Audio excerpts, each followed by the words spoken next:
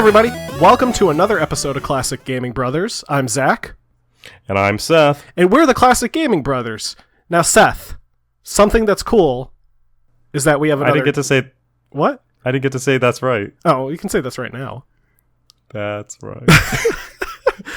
We have a special guest. We do? We do, Seth. And that's, are they in the studio with us? Here in the studio with us, sitting across the table from us in the Classic Gaming Brothers studio in Cambridge, Massachusetts, in Classic Gaming Brothers Plaza. Here at the highest tower. The highest tower, imaginable. right above the law offices of Classic Gaming and Brothers. We have with us today our classic dad. Hello, everyone. Hello, Dad. How are you? Hello, Zach. Hello, Seth. Hello, everyone who's listening. That's right. That's right. Hello, Dad. Welcome to the Classic Gaming Brothers podcast. Are you excited to talk about classic games? I am so excited that my day has been really yes. Okay. We know you were very nervous the entire day about coming on to the show. I was. I have to tell you that I was very nervous. Well, you have to understand that we're a very cool and very relaxed pod where we'll just chat about some stuff and then it'll be all over. Also, and then you don't even have to listen to the episode, but please download it. That's well, right. I will listen to the episode because I don't miss your episodes. That's good. Thank yes. you. Except the ones that you have missed. So No. I've heard all of the episodes. I just missed one of your indies. All right, one indie episode, which you should listen to because it's probably the Paynes Creek Killings, which is a great episode. Great episode, in my great opinion. game. Great game. So, Dad, you listen to the podcast. You know the first thing we do is we talk about games we've recently been playing. So what's the game you've recently been playing? Oh, boy. Well, I recently picked up again my favorite game, Rollercoaster Tycoon. It's a real classic one. It still says Hasbro when the intro plays. You like Rollercoaster Tycoon? I like it. I mean, it's mine. It's like one of those things where it's like eating junk food. You know, I just play it. I don't have to think about things. I can't seem to make the $10,000 park value for the Dinky Park, but you know what? I'll just keep doing it until I get it. Yeah, Dinky Park's a hard one. It is. I'm only able to get past the forest one, and then it all goes downhill from there. Rollercoaster Tycoon was developed by Chris Sawyer Productions back in 1999 and was published by Hasbro back in 1999 and has switched publishers to now the Rollercoaster Tycoon franchise is now published by Atari Games. It was created by Chris Sawyer, who is well-renowned. He's known for Rollercoaster Tycoon. He's also known for Transport Tycoon. Yeah. And... Didn't you mention Transport or one of the other tycoons in one of your episodes? We definitely mentioned Rollercoaster Tycoon in an earlier episode and Zoo Tycoon. That's at Zoo. Yeah. My favorite thing about Rollercoaster Tycoon is if you name one of the park people, like one of your guests, Chris Sawyer, he will take out a camera and take photos of your rides. And it's I never knew that. Yeah, it's supposed to be him getting ideas for the game. Because he went around to theme parks and took photos of them to get ideas for the game. Yes. Actually, it brings up a good point that we should probably do a Rollercoaster Tycoon episode sometime in the future. Yeah.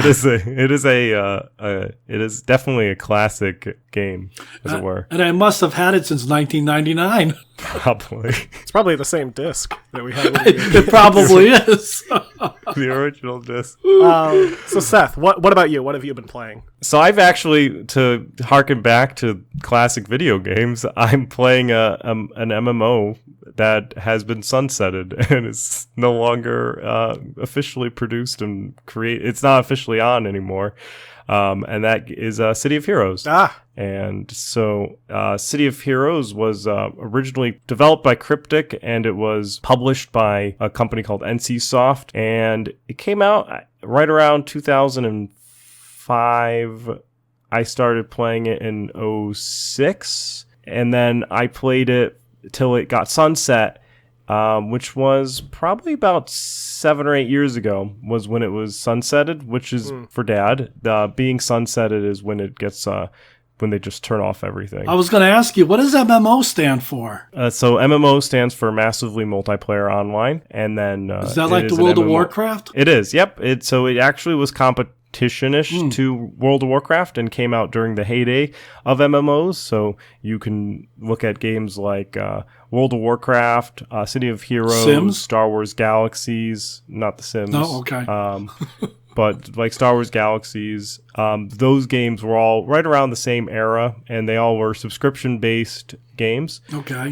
So this game, the one that I've been playing, was it's done by a team called Homecoming, and it's actually a private server. So you need to know kind of about it in order to get on it. You need to have an account with their website, and then you're able to log in. But it's the entire game. There's about 4,000 players right now, which is not as many as they had when they were but still, it's around. Yeah, so when back when I was playing in 2005, they probably had tens of thousands of players. So now with 4,000, it's pretty. It's a core group, as it were.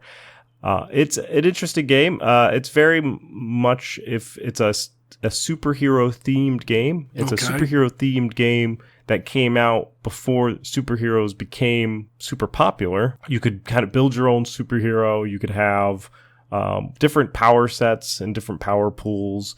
So you could have like a character that's like kind of like a shoots things, or like is like a Hulk type character and beats things up. You can have like a stealthy character. You play them and you go through the missions, you level up, and it's a general like a role-playing game where you can change up your powers abilities a little bit, tweak them so that they could be performing better instead of getting items. And you can have a super base and a super group, and it's fun. The community is really nice, and it's very nostalgic for me to go back and play the game. I would recommend if anyone had played City of Heroes or City of Villains back in the heyday and are trying to, during this quarantine time that we're in right now, wanting to play something that's a little more nostalgic like that, you can check out Homecoming, and I would just Google Homecoming City of Heroes, and you can find the kind of the information on how to get it set up and downloaded. If you need any help, you can always also just message us at Classic Gaming Brothers, and we can kind of walk you through. It's been very nostalgic of going to places that I haven't seen in like almost a decade. Yeah. Go ahead, Dan. I was going to say, I hope you don't mind me interjecting, but just to let you know, you guys did a great job of walking me through being able to participate, because I've never done Audacity or Discord or any of that. So, so if you can walk me through something, I know you can definitely help other people. Well, thank you. We appreciate that, and it's a pleasure in having conversations and with people in regards to our hobby that we talk about, and we're always happy to help anybody who, especially if you listen to the podcast, we're definitely able to help you. But so Zach, what have you recently been playing? So I've recently been playing a game. I actually kind of talked about it in a early episode as one of my byweight passes, but it's Halo Reach. Oh, yeah. I've specifically been playing the version that is out with the Master Chief Collection, which the Master Chief Collection is a HD remaster of all the Halo games created by both Bungie and 343 Industries, which is the Microsoft subsidiary after they purchased the Halo IP. Halo Reach first came out in 2010, and I never played it because I did not have a Xbox 360 at the time, nor do I still have an Xbox 360. But they brought the game over to the PC with this Master Chief Collection. I picked it up for $10, and I've been enjoying it. So far, I'm liking the campaign. I never really played Halo for the campaigns. But it's got a solid story. So yeah, it's been a fun time. I'm looking forward to getting into the multiplayer a bit. So now, because I know the way the Master Chief Collection is structured, it's multiple games in one, and you can buy them individually, or you can buy the collection. You just picked up Reach? Yeah, so I just picked up Reach for now. I wasn't that interested in picking up another copy of Combat Evolved because I have a copy of Combat Evolved already for the PC, and I don't really care too much about the updated graphics for it, really. I mean, I kind of like the game for its schlocky aesthetic, but I was a professional Combat Evolved player. I know. But I am likely going to pick up at least Halo 3 when they announce that. So I think I'm going to stick to the a la carte method for now, just so I can kind of pick and choose the games that I want to play. Do you know what the MSRP off the top of your head is for the whole collection? I think it's $35. It's not that actually. It's not that bad. Not each one, or at least the major ones, are going to go for $9.99. I don't know about like Halo. I think Halo Wars might be in the collection or something like that. So yeah, is that the RTS? Yeah, that is the RTS. Huh, interesting. What's RTS? Is it any good? Real time strategy. Yeah, RTS. so like Warcraft, StarCraft. Yep. Yeah, there's something you might actually be interested in playing would be Halo Wars, because you like RTS games. Halo, isn't that based on like the Ring Worlds series of books? I think they were partially inspired by Ring World, but it is an original IP from the company Bungie, who were originally a very small company that started out in a garage, and were picked up by Microsoft in 2000 when they developed Halo Combat Evolved, which became their it was their killer app for the Xbox. Yeah, and then they were released.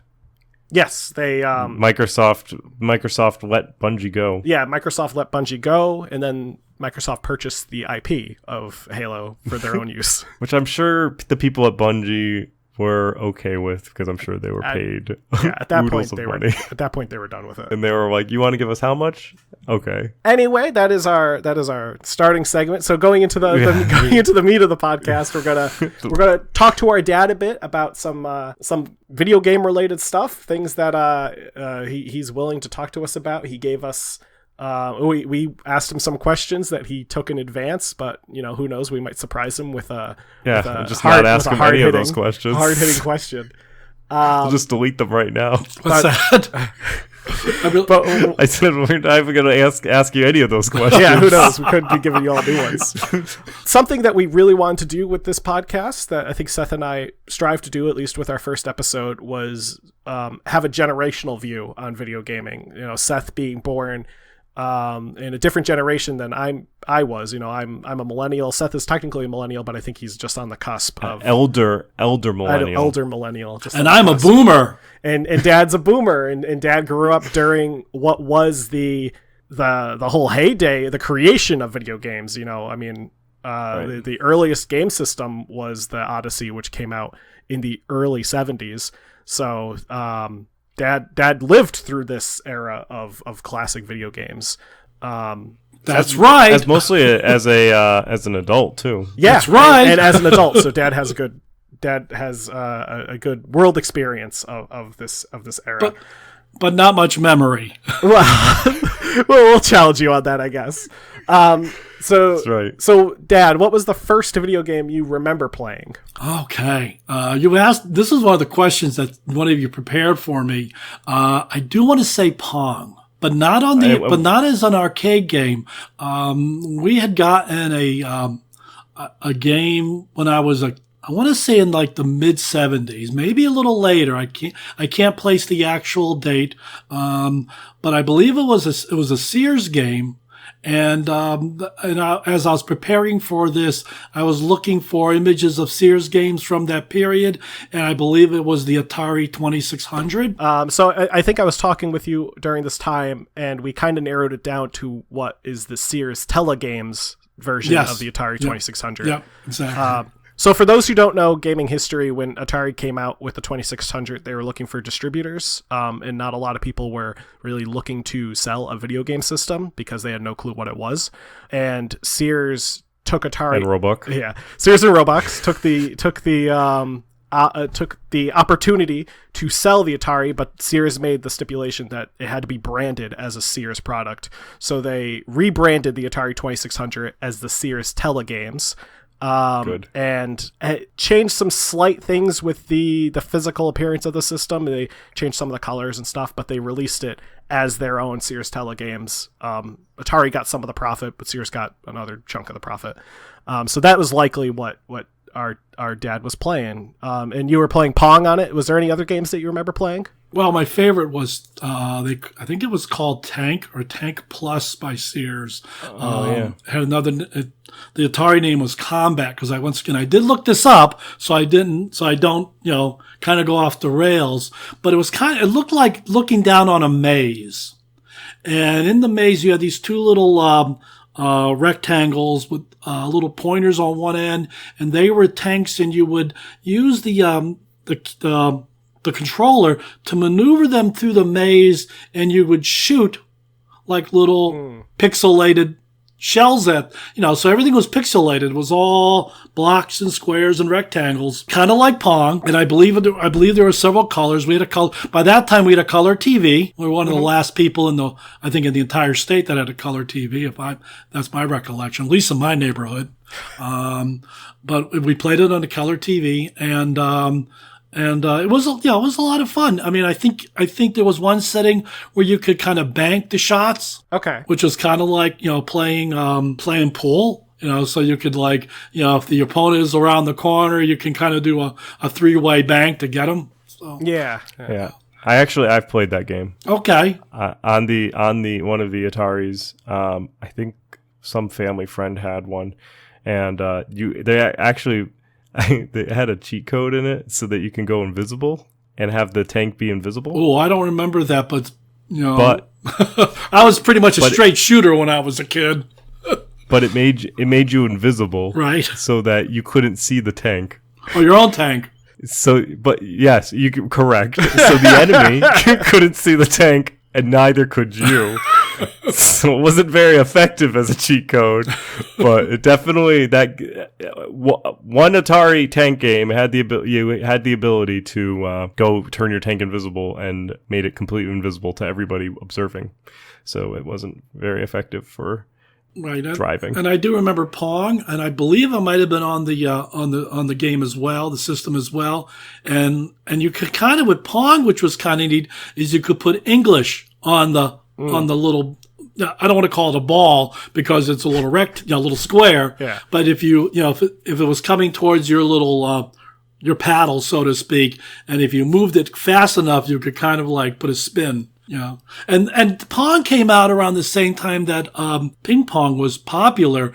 In fact, I worked at a sporting goods store in the mid '70s, and one of my coworkers was a nationally ranked ping pong player, and the guy was amazing. I mean, he had what do you call it when you have big muscles? He was built. I mean, his arms were the size of my thighs.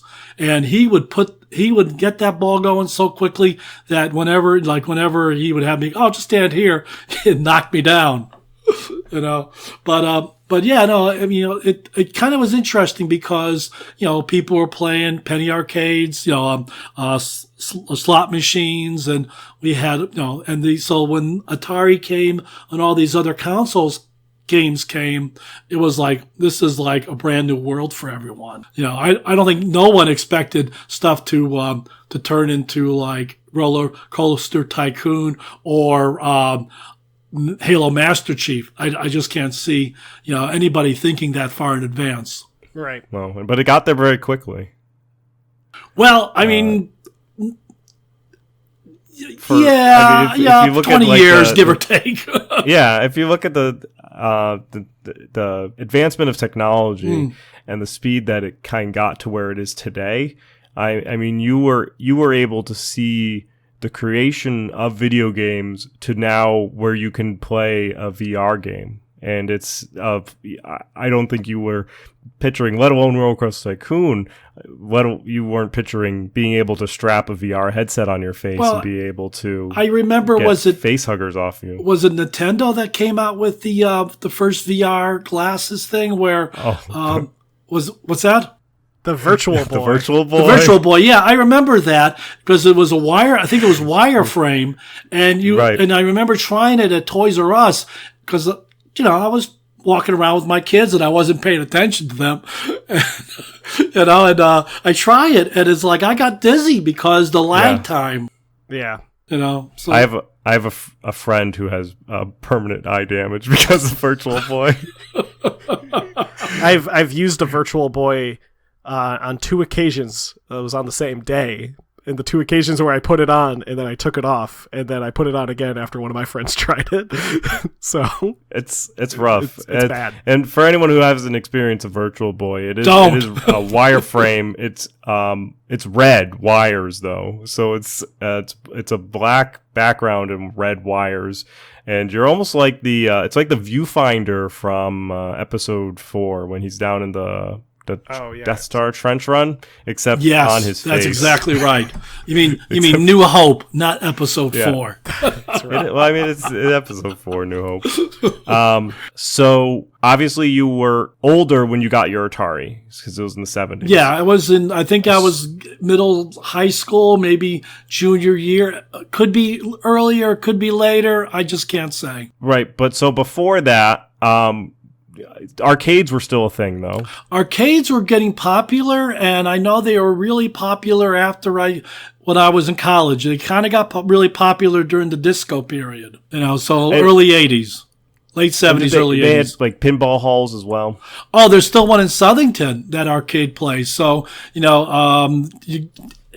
like the original movie Tron, there would be just, a big area with all these retro, I don't want to call them retro, but all these arcade games, and, people be walking around with change machines on their belts, and there'd be change machines here and there, and, you go in with $10 worth of quarters and, and leave with nothing but good memories. Did you have any good memories of any cabinets that you liked? Well, I remember a game called Moonlander, which was probably the most frustrating game you could play because you would have this little pixelated, like octagon-shaped thing with legs, and it was supposed to be like the lunar module, and you were supposed to land it on the moon, and apparently it was programmed so that way it would drift and it would have an arc. So that way you had to be really careful about planning. And I always blew it up. I had much more better luck with Centipede, or Galaxon, or Asteroids. I loved Asteroids. But the Moonlander thing was really a challenge, and I never beat it. Maybe once, but it's like Kerbal Space. Yeah. A basics. So Kerbal Space. What is this? Kerbal? Is there something? Kerbal there's Space. Another word to it? Yeah, I know. What you're simulator talking about. program. Yeah. It kind of like imitates gravity. It kind of imitates friction and stuff like that, I believe. Right? Yeah. So Kerbal is like an intense physics simulator essentially for launching spaceships, and it like realistically makes you so you do have to land on the moon, like similar to moon landing, except it's like you need like an Excel chart to like figure out how to even like get going in the right way. I played it for maybe all of an hour, and I all I could do was figure out how to kill Kerbal people as I blasted off this spaceship and it explodes. And that's the same thing. I probably killed more astronauts than the Russians did.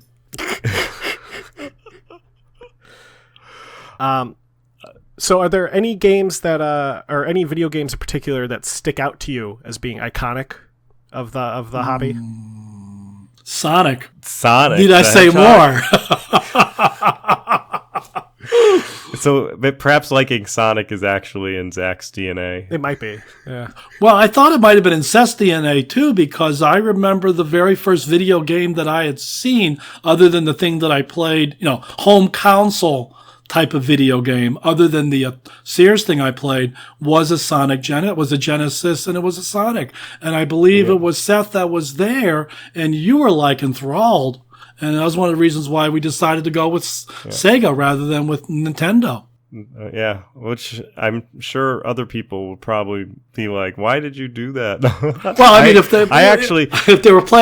they were playing Mario, it might have been different, or Donkey Kong. Yeah, it might have been different. The first game that they were actually playing was Rocket Knight, and then they did play Sonic afterwards. But like the first video game that I have memories of is Rocket Knight, which is you play as a possum who's dressed up in a suit of full plate, and he's got a little rocket backpack and a sword. Well, I missed that. It was how does it play compared to Sonic? I mean, Sonic is fast moving, and it's actually very similar to Sonic. It's a little slower, but it's still very kind of Mario-esque type style.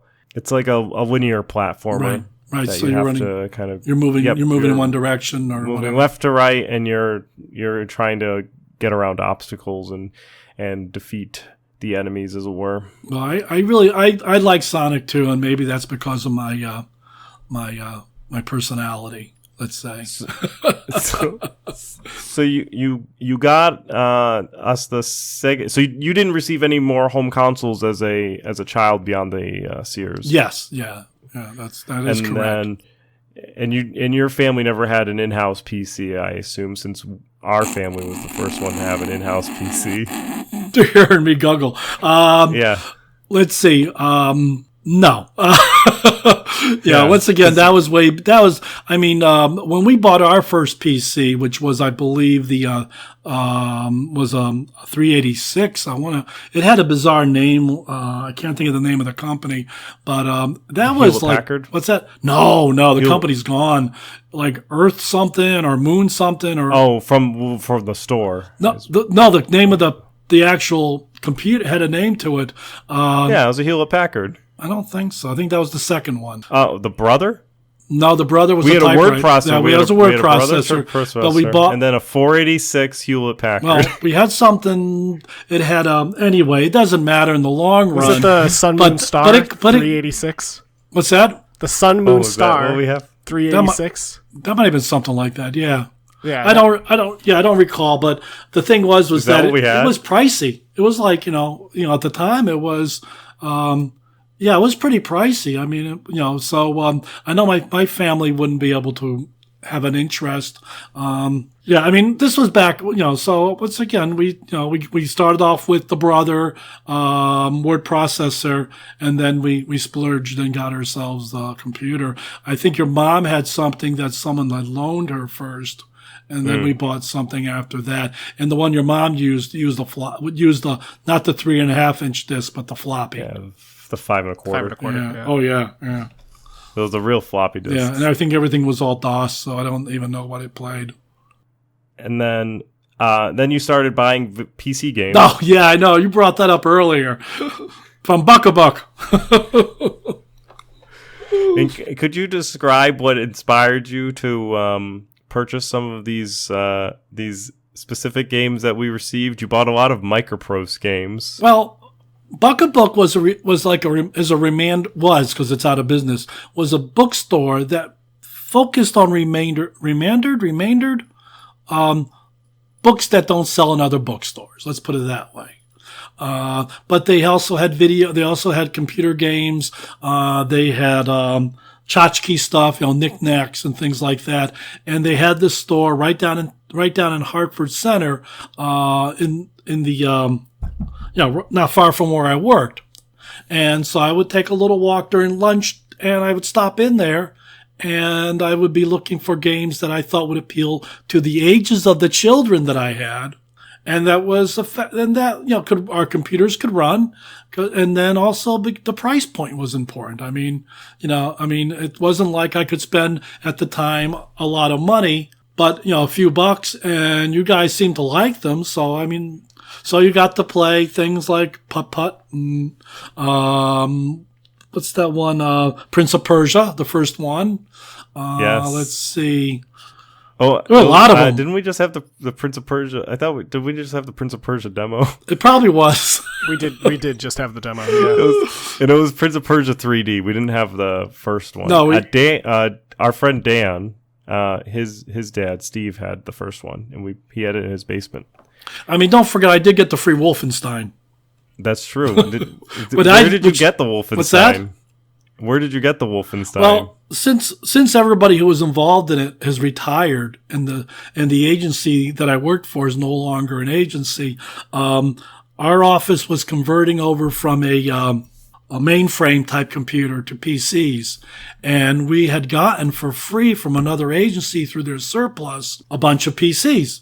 So we were all assigned PCs, and I turned mine on, and it had the usual Solitaire and Minesweeper, and then it had a little thing called Wolfenstein, a little file folder, and I popped it open, and I said, "Ooh, this shouldn't be on a issued computer." Well, if I didn't say that I worked for the that so I dutifully deleted it, but not before I saved it on a flop on a 3.5-inch disc. And then I brought it home, and I thought it would be something that I could be, when everybody was sleeping, I could play because it was interesting. And then I didn't know until much later. In fact, I think it wasn't until one of your early podcasts that my kids even discovered it.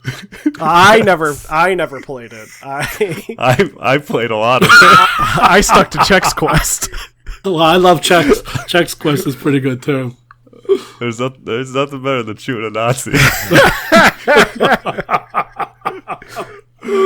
So something like the Halo Master Chief, is that a first-person game similar? I mean, not the same, not the same engine, but similar type of thing. Yeah. So as opposed to killing Nazis, you're killing aliens. Right. Okay. Yeah. I mean, it was pretty bizarre. I mean, let me tell you, but it was mindless. I mean, you just go through this maze and you go to each level.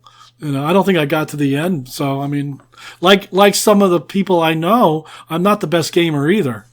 It must be genetic. Right. You introduced me to cheat codes in video games. I thought Seth did. Well, you introduced me to the ones in Warcraft. Because I think Seth introduced them to me. Yeah. Sally Shears, glittering prizes. Yep. And you had mentioned that you were looking for like games that people who are home with their kids can play in an hour. So nothing like playing Warcraft 2 with the glittering prizes and the show path cheats going, because that can really make the game go by pretty quickly. I always loved, next to Dad's computer, sometimes he'll have the sticky notes with the Warcraft cheats written out on them. Or the stronghold cheats. So related to strategy games, Dad, we talked about how you introduced us to a lot of strategy games, and you like strategy games. You still play Warcraft. You still play Rollercoaster Tycoon. Is there something about strategy games that appealed to you? It's interesting because I didn't really think I was interested in strategy games because I hated playing chess. And I think that's because when I play chess with people, the good chess players memorize gambits. They're not playing based on, the game itself, but if I move my pawn to this particular square, I read this in the book, and boom, boom, boom. I just couldn't think that way. I mean, I didn't think that way. I wasn't really that competitive with chess. One of the reasons why I love bicycle racing so much when I raced was the strategy involved. I mean, you need to know your opposition. You need to know to time yourself. You need to know, all these different factors, and you use them. So when I'm playing a game, I like that. I like being able to play against something that's playing against me. Which once again, and I'm kind of stuck with Warcraft and Stronghold, but I don't get a lot of time to play, and maybe now that I'm getting a little more time because of this situation, I'll definitely listen to suggestions and maybe open up my Steam account sometime. Yeah, check out some games. There's a lot of we can even give you suggestions on different types of strategy games, or good old games is also a pretty good reliquary of older style games, like the city builder games. Yep. Do like you remember like Caesar and Pharaoh and Zeus? Yeah, I have the disc for good old games up, and I'll play that upstairs on my PC on my laptop sometimes. Yeah, there's some, and you can do some older classic games need to be modified in order, if you have like a wider screen, then you may need to get like a hack or something like that to make it a wider screen. So if you ever run into issues like that, just let us know and we can help you out with that. What about those games that you see advertised like on TV with what is it, the cities or something, where they show the couple as cave people, and they you guys probably don't watch a lot of TV, do you? No. but it's an advertisement for this game series where it's kind of like you build a city and you trade and and it just reminds me a lot of Zeus or the gods one, that the Greek one. Well, it might be one of the there's definitely some games out there that are like for mobile that. Yes, a lot of the stuff seems to be for mobile apps. So that's the thing I noticed too. Yeah, there's a lot of like puzzle and strategy games that have come out for mobile releases. So I think we're going to wind down the episode. Dad, is there any... We like to do our buy, wait, pass segment. Yep. Are there any games that you're looking forward to? Well, I want to try out the Metamorphosis game. Okay. That's the first-person game where you wake up as the insect. Similar to the Franz Kafka book. Right, yeah. However, I looked at the promo, the trailer, and it does seem a lot different than the book. So, the short story. I think it's actually more a novella, if I remember my Kafka. You mentioned the new Stronghold video, the game, the Warlord? Stronghold the Warlord? Yeah, Stronghold Warlords, which is coming out this year, apparently. So that might be an interesting one too. And then Seth mentioned a VR game that I can't think of it though. I don't. Yeah, Starfleet Bridge Commander. That sounded interesting too. That could be fun. And I know you'll probably cut some of this stuff out, but I didn't know Black Sad was a game. It is, yeah. That's how you heard about it. I heard listening to our podcast. No, I did. You told me, I should get Black Sad, and I did. I got the book. Well, it's a good game. It's also, I'm sure, a good graphic novel. Though you could tell us if it's a good graphic novel. It is. I liked it. At least the story. I read there's 3 stories in the book. I read the first one. And you might enjoy playing the video game. I'll have to try it. Is it on Steam? It is on Steam. It's a pretty good game. You play as the main character, Black Sad. Okay. Well, I'll try to get a chance to play it, and when I do, I will send you a thing on Facebook or something. So I'll send you a comment. So Metamorphosis is the game that our dad just mentioned is being developed by Ovid Works. It's being published by All In Games, and it's going to be released sometime this year in 2020. And it is, as he described, you play as Grigor, who turned into a tiny bug and set out an extraordinary journey. Except Grigor in the book is actually a giant bug. He scares his family to hell.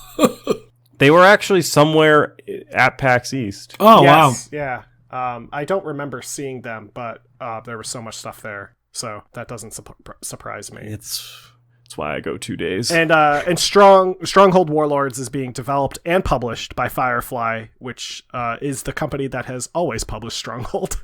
They are the IP and the publisher holder. So, and it's going to be set in the you play as the Great Khans, Shoguns, Imperial Warlords. So it's set in that kind of time period.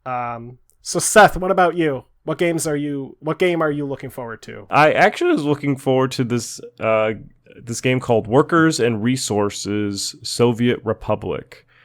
And it is a early access game, so you can buy it now. It's retailing right now for $24.99.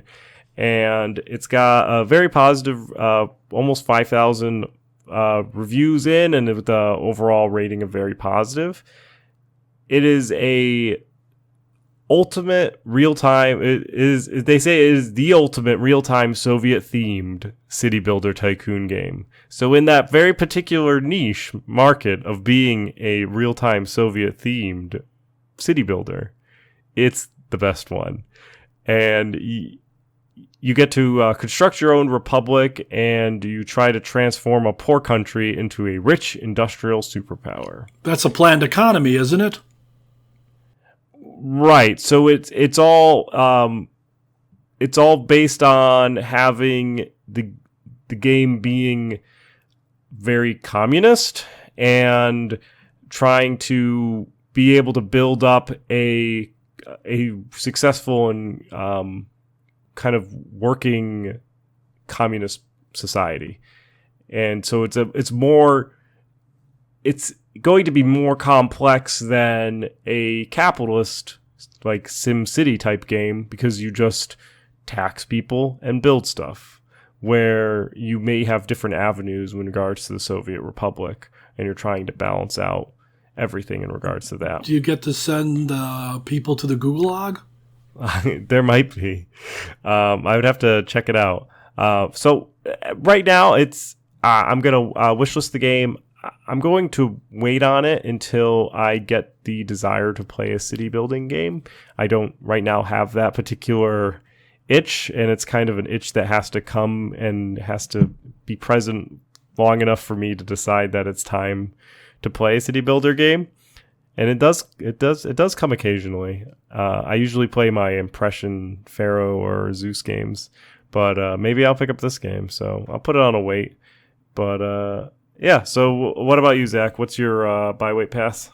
So the game is called Parkosaurus. It's being developed and published by Washbear Studio. It is an early access game, so it is out. It is available.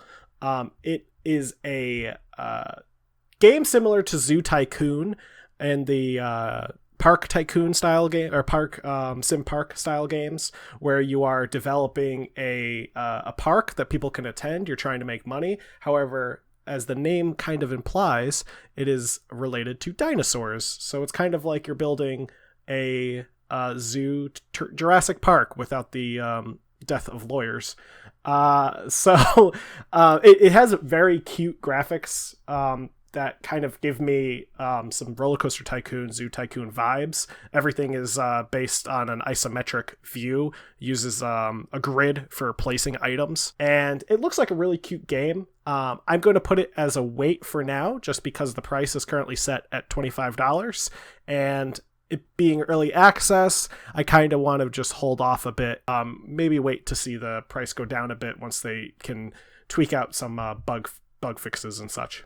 It kind of reminds me just a little bit of Parkitect. Yes. You've seen Parkitect? It does look a lot like Parkitect, which is a similar... Parkitect is kind of, yeah. Parkitect is kind of like the spiritual successor to Rollercoaster Tycoon, where Planet Coaster is kind of trying to be like an evolved version of Rollercoaster Tycoon. Parkitect is more like true to that 2D-esque, like sprite-based type of design. Where Parkosaurus kind of looks like like a cute Jurassic World. There is a Jurassic Park game that's pretty good.